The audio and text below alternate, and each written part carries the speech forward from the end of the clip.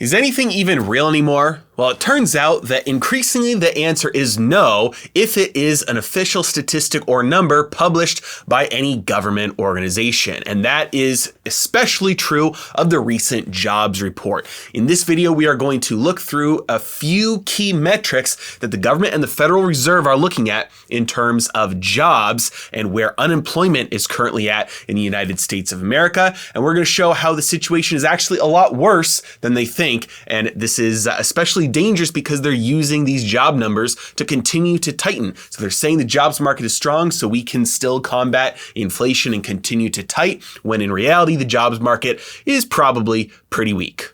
Ready? Let's dive in.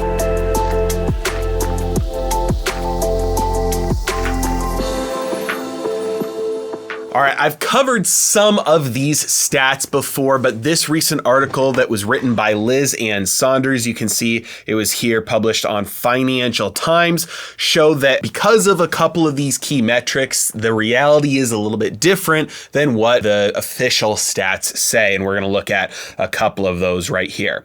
So this first one that we are going to look at is going to be this overlooked increase in multiple job holders in the United States.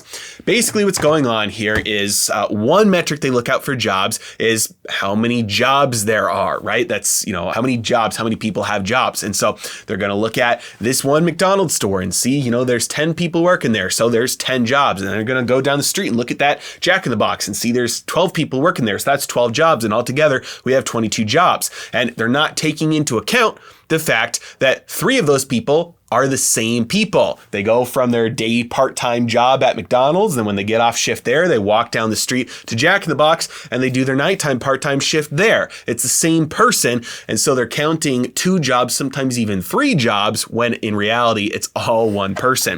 We can see that on the chart here. This dark blue line is going to be multiple job holders. This chart starts in October of 2020, and we can see that initially it got better in 2020, but since then it has been volatile and steadily climbing higher and higher. And now we have more multiple job holders than we've had since October of 2020 and before, which is why this light blue line here has been stagnating for the last 6 months or so, has been more moving sideways than up or down here for the last couple of months, because the household employment survey is one that accounts for one person holding multiple jobs, whereas the official numbers, it's called the establishment survey, and that's not going to count it in the same way as the household survey. So the household numbers are going to be a little bit worse than the establishment numbers. Let's move on and look at the next chart, full-time jobs versus part-time jobs. If you take a look here, you can see the dark blue line is going to be part-time jobs. Obviously, we had a surge at the beginning of 2020 there, or towards the end, but that quickly resolved itself towards the beginning of 2021, and since then has been steadily climbing, and part-time jobs recently, since the beginning of this year, have started to surge. Now, this surge in part-time jobs has come at the exact same time as we've seen a stagnation and a decline for multiple months in a row of the full-time jobs. This is not a good sign when you are looking at the health of a labor market, because when you have more and more part-time jobs being taken, number one, that's people taking side jobs because they need additional income just to be able to afford life. Number 2, that's a sign of companies saying, hey, we can't offer full-time work, but we can offer part-time work. We've got a little bit extra. It's not a great sign of health for companies. And so when you see a skyrocketing of part-time jobs and a dropping off the cliff of the full-time jobs, that's not an indication of a healthy labor market. That's an indication of a recession. Now, this next chart is where things get even worse when we look at the number of hours being worked. The dark blue line here is the average weekly hours worked, and we can see that since just about April of 2021, so a year and a half now,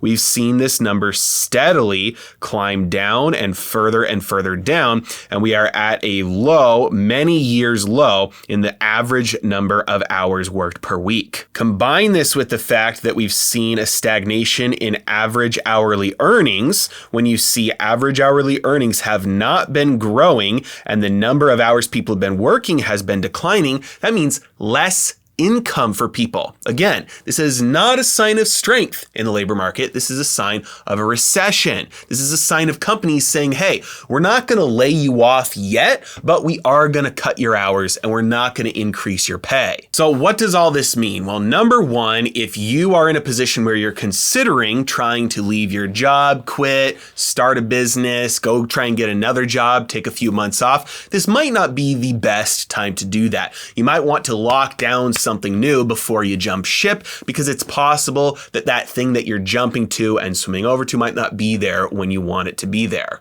Number two, this means that you might need to start looking for additional ways to earn some additional income on the side, because there might be some pay cuts coming through soon here. On average, many companies across the economy, there might be some hours being cut across the economy. So this might be a time where, if you can, you need to find a way to earn some extra income, because your current source of income might not be as reliable as you think it is. And number three, from a policy perspective, this is going to put the Federal Reserve in a very difficult place, because these numbers won't hide from the official stats forever. Eventually, these will start coming through into the statistics that they're looking at. They just look at the lagging indicators. These are more leading indicators, so these happen in real time before it filters into the other data. And if it filters into the other data fast enough, they're going to be in a pickle, because they've been saying, the story they've been using is, hey, the jobs market is strong, so we have the ability to combat inflation, raise rates, sell assets, and get tighter so that we can attack inflation, because right now the jobs market is still strong. Remember, they have two mandates given to them by Congress. Everything they do is filtered through those two mandates.